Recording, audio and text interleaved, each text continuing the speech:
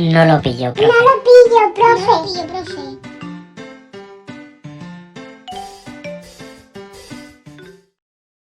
Seguimos con formulación inorgánica compuestos binarios. En este caso vamos a ver los hidruros, que son aquellos compuestos en los que uno de los elementos químicos es hidrógeno. En este caso, estos hidruros se clasifican en hidruros metálicos e hidruros no metálicos. Y dentro de los hidruros no metálicos veremos la diferenciación entre los grupos del 13 al 15 y 16 y 17. Vamos entonces a empezar por los hidruros metálicos. En este caso, el hidrógeno se va a unir a un metal, que recordemos que son aquellos que están a la izquierda de la tabla periódica. En este caso, el hidrógeno va a actuar con número de oxidación -1 y los metales actuarán con su número de oxidación positivo. Un ejemplo sería cuando el hidrógeno se une al calcio. El calcio solo tiene estado de oxidación +2, con lo cual el calcio lo pondríamos a la izquierda, el hidrógeno a la derecha, y lo que hacemos es, al igual que hacíamos en los óxidos, intercambiar números de oxidación, es decir, el hidrógeno le da su número de oxidación 1 al calcio, -1, recordemos, y el calcio le da su número de oxidación 2, +2. En este caso, una vez que tenemos formulado el compuesto que queremos, tenemos tres formas de nombrarlo, al igual que los óxidos metálicos, por prefijo multiplicador, número de oxidación y carga iónica, de tal manera que la forma de nombrar por prefijo multiplicador sería, siempre recordando que en química leemos de derecha a izquierda, el prefijo, la palabra hidruro, de y el metal que veamos. En este caso, en el ejemplo que vemos en pantalla, tendríamos que escribir trihidruro de hierro. Y ya tendríamos la nomenclatura de prefijos multiplicadores. Para nombrar por número de oxidación, lo único que tenemos que hacer es nombrar la palabra hidruro de y el metal. Y entre paréntesis pondremos el número de oxidación de ese metal en números romanos. Recordemos que no es necesario escribir el número de oxidación del hidrógeno porque siempre va a ser -1 y lo que puede dar lugar a confusión siempre es el metal, en este caso el hierro, que recordemos tiene números de oxidación +2 y +3, en este caso está actuando con su número de oxidación +3. Por eso es importante que siempre pongamos los números de oxidación del metal. Y para nombrar por carga iónica es exactamente igual que por número de oxidación, pero en lugar de escribir números romanos, lo que escribimos es número natural y le acompañamos de un signo positivo. Vamos ahora con los hidruros no metálicos y vamos a empezar por los grupos 13, 14 y 15. En este caso lo que voy a tener es el no metal y vamos a tener el hidrógeno.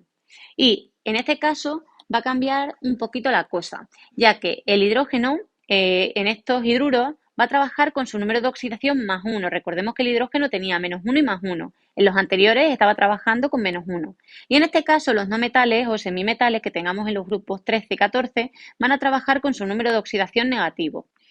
El ejemplo que vemos en pantalla es cuando, por ejemplo, el boro, que es del grupo 13, se une al hidrógeno.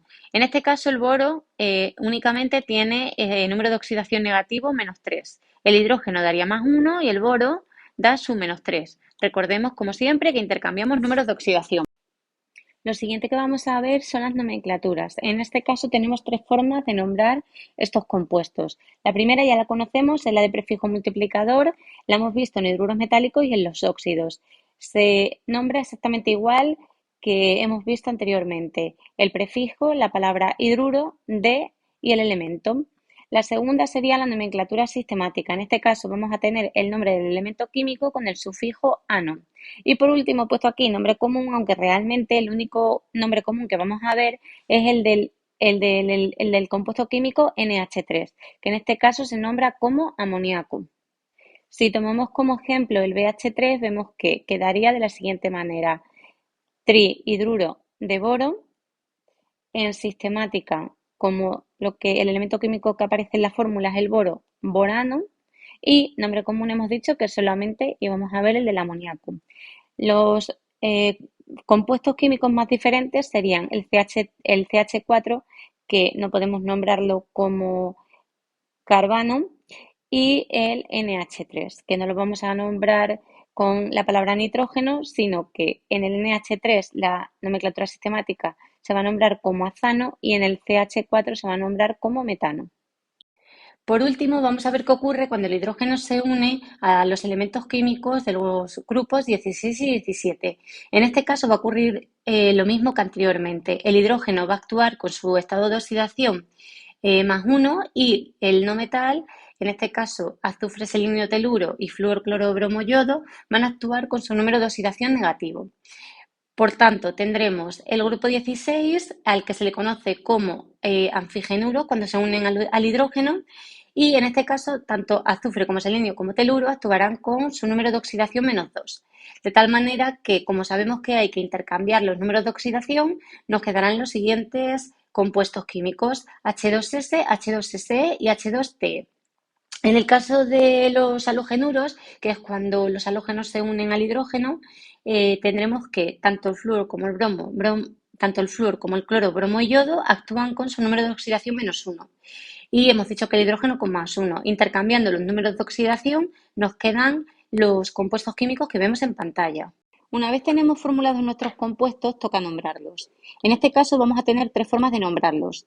Estas dos que se mantienen, prefijos multiplicadores y sistemática, que era aquella que tenía el sufijo ano, y tenemos una nueva, que es cuando estos compuestos se encuentran en disolución acuosa. De tal manera que, como vemos, al cambiar el orden, la palabra hidruro ya no va a aparecer, porque lo primero que vemos, recordemos que leemos de derecha a izquierda, es el azufre, es el selenio o es el flúor. Entonces, al igual que ocurría en los óxidos, lo que vamos a hacer es nombrar ese compuesto, es decir, esos elementos del grupo 16 y 17 con la terminación uro. En el caso del azufre, el azufre no es azufruro, es sulfuro. Y lo que veamos, hidrógeno. ¿Hace falta poner, aunque sea prefijo multiplicador, el di? No, porque tanto el azufre, selenio, teluro siempre van a dar 2 y el flúor, cloro, bromo, yodo siempre van a dar 1, con lo cual no hace falta añadir el prefijo, no hace falta poner sulfuro de dihidrógeno. Eso sería incorrecto. Si queremos nombrar el de selenio, sería seleniuro, telururo, etcétera, fluoruro y así. En la sistemática vamos a tener el sufijo ano. Y como antes decíamos, no es azufrano, sino sulfano. Sulfano, selano, telano y así todos. Y por último, la nueva, lo que tenemos que saber es que nombraremos cuando sean en disolución acuosa la palabra ácido y la terminación hídrico, es decir, ácido no es azufre, sulf, ¿vale? Sulfhídrico, ácido selenhídrico, ácido telurídrico, fluorhídrico, etcétera. No confundir estos ácidos con los ácidos de compuestos ternarios que veremos en otros vídeos, que esos compuestos, los compuestos ternarios, los oxoácidos, están formados por 3 elementos químicos. En este caso, estos ácidos están formados solamente por 2 elementos químicos.